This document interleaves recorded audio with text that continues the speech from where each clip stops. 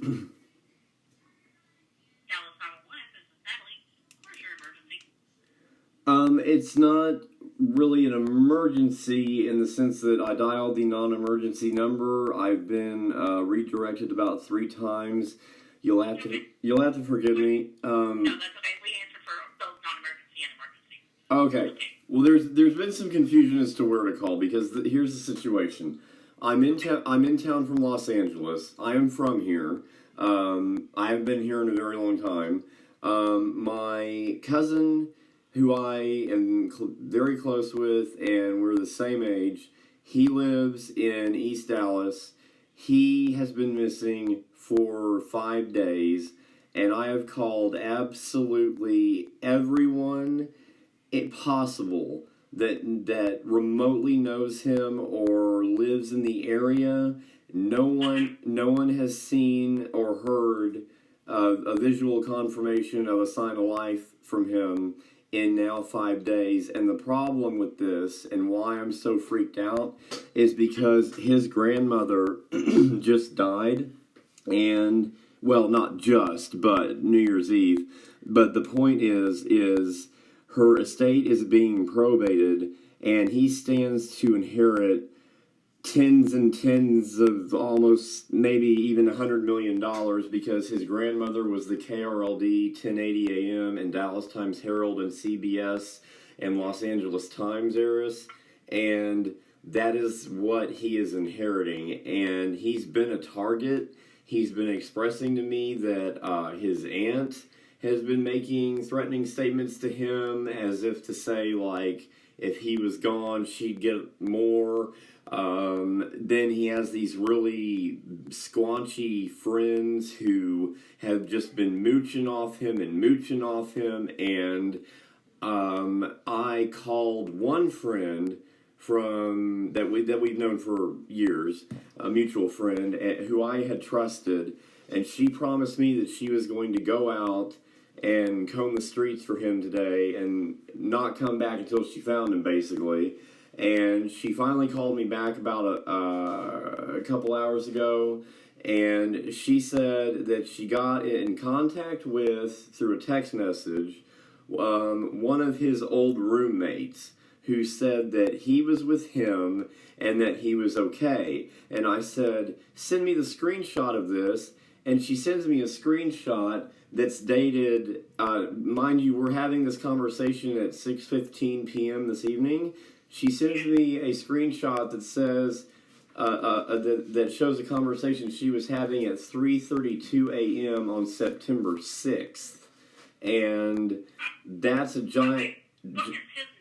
His name is David, middle name Andrew, last name Ruthford, Ruthford. All right. And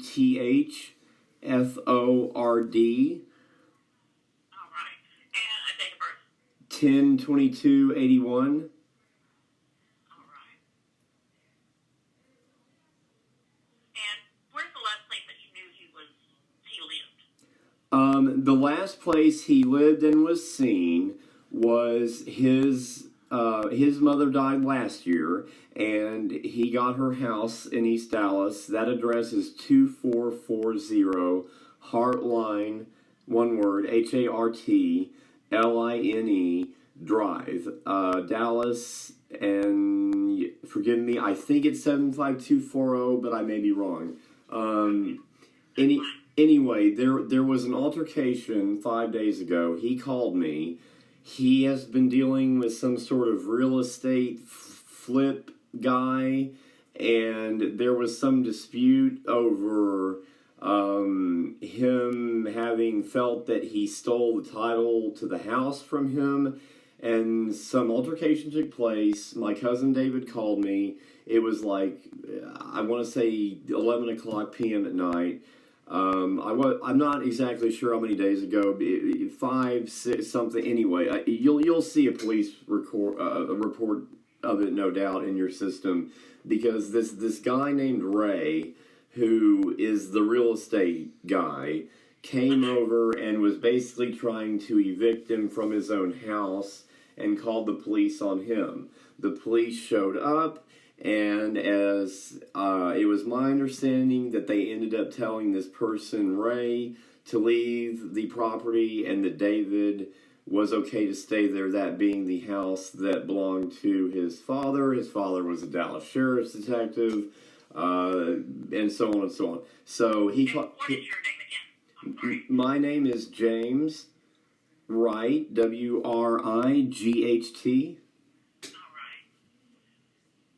And what is a good phone number to reach you if I need to? 818-213-6360. All right. And you're here in Dallas. Are you staying at a hotel?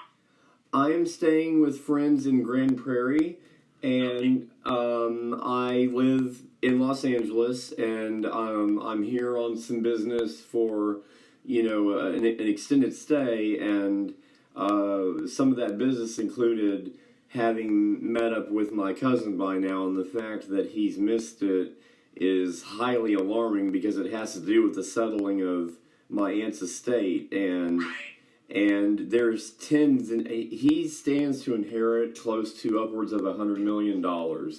And there have been vultures circling him nonstop. And now all of a sudden he's missing. Someone has his phone. When you text it or you call it, no one answers. They read every text. They don't respond. And that's not just me. It's everyone. And I know my cousin. We're both 37 years old. We both share the same crib, the same playpen. We're very close.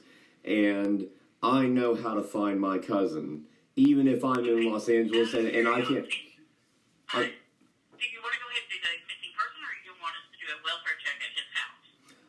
We can do the welfare check first, Can and then you... we can move it into a missing person if he is not there. Yes, please begin with a welfare check at that address. And then, hold on, I'm sorry, 1 second. What? Have David call you when they find him, because they'll say they Wait, is it possible, when and if you conduct this welfare check, and he does happen to be there, that can you please either direct him to call me or have the responding officer call me or something? Oh, yes. Okay, good. Yeah, Cool. we'll definitely have that happen. Okay. Now he has a tendency. He's not been handling his mother and his grandmother's death very well because it happened back to back, and sometimes he gets upset and might go out in his backyard and sleep inside of a tent if he's not inside the house. So if he doesn't answer the door, he might be in a tent in like a emotional, depressed mindset, but certainly not a mindset where he would harm himself or anyone else. And if he's not there, then he's in serious trouble because he doesn't leave the house. He's a recluse. And with all this money that has been gossiped around town now that he's about to inherit, all of these moochers and vultures and criminals have been coming around him and robbing him blind. And then there was this altercation with this real estate agent the other night where they got into a fight, and the real estate agent was trying to steal his own house from him, and people have been trying to swindle him left and right. And I've been trying to help him as much as I can, but I live in Los Angeles, so I fly in, I help, I fly back, and I'm in town again, and now all of a sudden he's missing. In 37 years, I'm telling you, ma'am, this is a first, and it's not. I know how to find my cousin, and I cannot find him, and no one can, and that's going on 5 days now. And He doesn't have any medical issues that we would need to worry about, or been diagnosed with bipolar or schizophrenic or anything like that. No. He has PTSD. But so loud, sudden noises or lights might startle him, but aside from that, no. He's been very emotional because he's been receiving many threats to him lately because of the nature and the scope and the gravity of the money and the stock and so forth that he is in the process of inheriting. It's an active case in Dallas County Probate Court. Okay. All right. I do have this in. Could you describe him to me, please? Yes, he is 6 foot. I would say 170. If he hasn't been eating, maybe 160. Okay. Sort of. His eyes are sort of hazel. It depends on the light. Sometimes, depending on the light, they're kind of greenish. Sometimes they're kind of brownish. He's very short hair, kind of a military black hair, crew cut. In the last 5 days, sometimes he wears a goatee, sometimes he shaves it off. I don't know if he's clean shaven or with goatee. Either way. Does he have any scars or marks or tattoos that would be something that we could look at? He has a few tattoos on his forearms. Yes, so you would notice that because he'd probably be wearing a short sleeve shirt. But other than that, was he in the military? No. He takes after his father, who was a Dallas sheriff, and he looks just like him. Okay. All right. I do have all this information in, and what we'll do is we will go out and check the address, and I also put in there that he might sleep in a tent in the backyard, so we'll go ahead and check that also. And that way we can check all those parts, and then we can. I'll have the officer contact you, or I'll have David contact you. Yeah, and they're Either way, they would get in touch with you. cool. My question is 818 number the best number to get in touch with you? Yeah, that's my cell phone. It's a Los Angeles area code. Yes.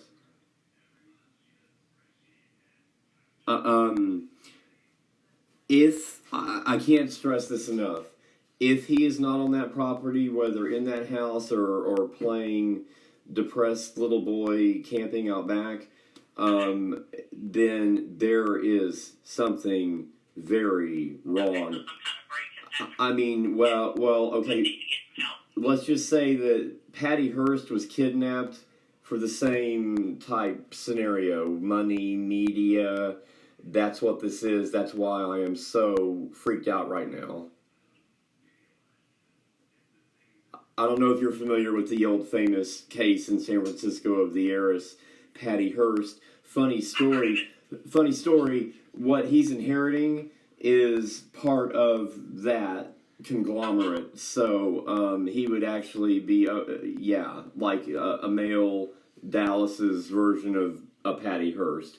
And if he's been kidnapped or worse, there's no reason for him to have for 5 days now been unaccounted for in his own home. And I know all his friends from way back. We shared friends, and I have exhausted everyone in my phone book. Everyone has looked for him. No one has found him, and people have even been by that house. So that has actually happened. But maybe your officers will find something different. I don't know. But if he is not there, this is a high profile of the highest magnitude, serious. Something is deathly wrong, because this is not like him, and he's also not suicidal or that type. He loves life. He's just a simple guy that loves to go to the arcades and play cards and stay at home and hang out with his friends. That's what he does.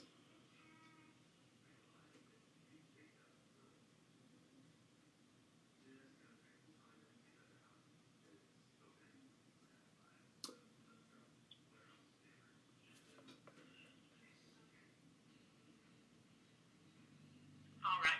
I do have all this information in. I do have your contact information and also the request that we have the officer contact you, or if they do make contact with the ORP, to have him contact you. I did put that if he is sleeping in the backyard, then assess the situation and if medical attention is needed. Just to give them that little heads up that something might not be right. Okay, there is one more piece of information that is relevant. If you do not find him there, the main family home in which his grandmother recently died in, that is the media heiress of which I spoke. Her name was Betty Brown, and that address is 12107 Shirestone, one word, Shirestone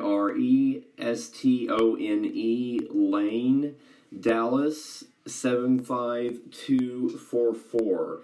The house is vacant, but with the nature of the threats and everything lately, and that being the more focal point, publicized family home, if there is foul play, there's a chance that he could be under duress at that house, at that address. All right, and what was that address one more time? I'm sorry. No problem. 12107 Shirestone, which is one word, Shirestone Lane, and that's Dallas 75244.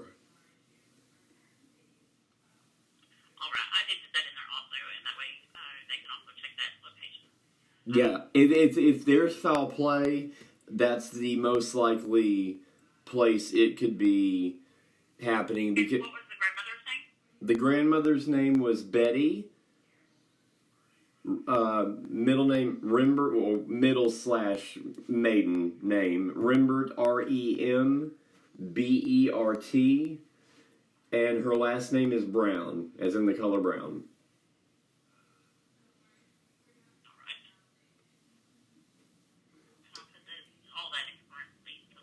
Yeah, it's the gossip is all over town that he's about to inherit almost $100 million, and he has had so many people chasing after him and threatening him and acting like vultures, and even a member of his own family, according to him. And if there is foul play, that would be the first address to check. Other than that, I don't know where he could be, and nor does anyone else. All right, I do have this in, and like I said, we'll do a welfare check, and then we'll start from there. The officer will contact you after they do go out on this call and see if they can locate your cousin. Is that correct? Yes, cousin, and my legal name is James. That's what you'll find on my ID. But he calls me Jay. So and I call him David, and that's David Andrew Rutherford, and he's named after his father, who is a very decorated Dallas sheriff's detective. So yeah, I'm grief stricken because I know this is absolutely out of all boundaries of normal, and something's definitely wrong. His friends are all expressing something's wrong. Everybody's in a frenzy, etc. Except the rest of our family, strangely enough, does not care, and that I just do not understand. Well, some families are just like that. Yeah, you should meet ours. It's like money and property and stuff like that kind of changes people. Well, I'll put it to you this way. If something happens to him before probate court concludes in December, the other family members stand to gain lots and lots and lots of money, and those would be your chief suspects. You said he had a phone, but he doesn't answer it. Can I get that number from you? Well, that's the thing, is he's supposed to have been receiving trust payments, but his aunt, who is currently the trustee, who shouldn't be because she's a felon, and you can't hold that position as a felon, she has not been giving him his trust payments, so he's been flat broke, and his phone has been turned off, and to my knowledge, the only way that he has to communicate is when he has Wi-Fi. He makes phone calls on Facebook with Facebook Messenger, but he's been at home with internet and Wi-Fi. And it's not, and that's the thing, is this whole 5 days he's been missing, he's been showing as online, and everybody, by which I mean approximately 30 people, have tried calling and texting that Facebook Messenger method, and he always answers, or at least if he's busy, immediately returns the call. Nobody, and I mean nobody, has heard from him or seen him in 5 days.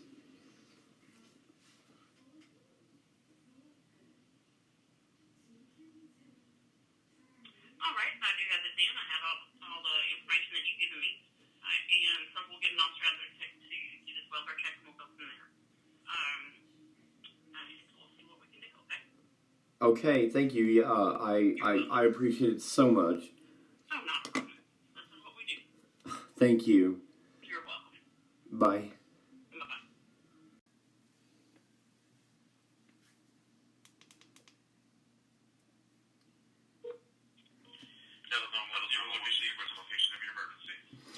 It is not an emergency. I'm just calling to inquire about a previous phone call I made on September 18th at approximately, I think it was 2000 hours, 2030 maybe. Anyway, I was calling about my cousin.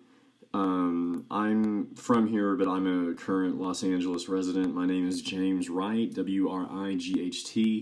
I was calling to put in a missing persons report on my cousin, David Rutherford, Ruthford, and they had told me at the time of the call that I would receive a phone call back within a few hours from officers, as to whether or not they had arrived at his address and confirmed any sort of sign of life or something. And this was the 18th, and now it's the 30th, and I've yet to hear anything back. So I'm just kind of. Okay, so we went out to do a welfare check, and you never got a call back. Is that correct? That's correct. So what are we doing today? Are we doing another welfare check, or do we need to file a missing persons report? Well, I'm kind of lost as to what I guess I was basically going to start by saying, like, did you happen to find anything, and was there just an error or a mistake and I didn't get a call back? I mean, Well, typically in those scenarios, sir, they don't update any information because we can never know who they're talking to or who's over the phone. I'm not saying you're doing it, but we can never know what your relationship or actual relationship is with the person, if they're in danger or not. So officers investigate. If there's no other information that they need to investigate, then they'll leave it as it is. well, it was odd because it was late at night when I had called, granted, but they said at like Central Dispatch that this was a matter for the East Dallas substation because that's where his residence is, and yet for some reason they decided to patch me through to the Preston Hollow substation, which Preston Hollow. yeah, the Northwest Highway, Area 1. I forget the exact cross streets, but Okay. North Dallas. So what are we trying to do today? Do we need to file the missing persons report over the phone, or you want us to do another welfare check? No, I simply, because since then he has contacted me, except that the circumstances in which he did seem very alarming, even more than when I made the welfare call. It makes it seem like he's possibly under duress or something. I don't know. I'm not looking to cause a scene at his house. I'm simply looking to, right now in this moment, follow up with you about the phone call I made and see if you possibly have any notes in the system or somebody that I can talk to who responded. Yeah, the thing is, even if I had notes, I'm not able to release information on the phone. I'm not saying you're doing it, but we can never release any information to anybody else on the phone, especially on behalf of someone else. I can give you over to the police station at dispatch and see if they can assist you with any information, and see if they can release anything, but I know I cannot give you that info. Yeah.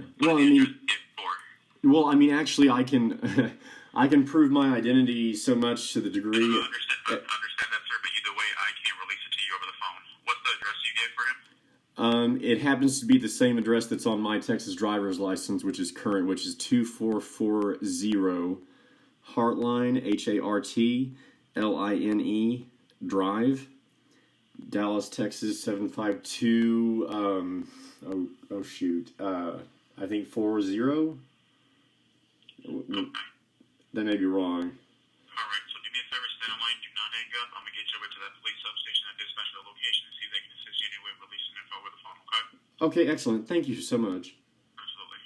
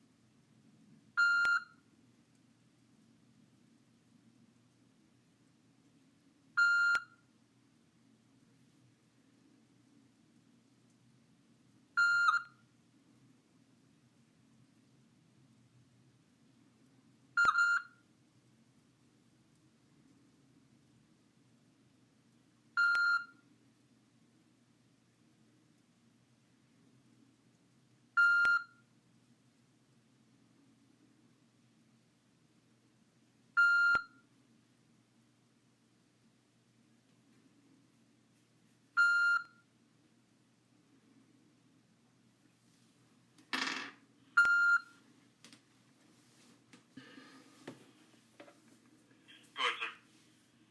Okay, Northeast Patrol. yes, hello. My name is James Wright with W. I called or did they already explain why I'm calling? Right. So we can leave a message for Officer S, who was the officer that responded. He can give you a call. Oh, okay. Fantastic. Can you spell his name for me just so I have it straight? ESCH. Okay. And that was the responding officer, and I should be expecting his phone call. Okay. And you do have my current phone number?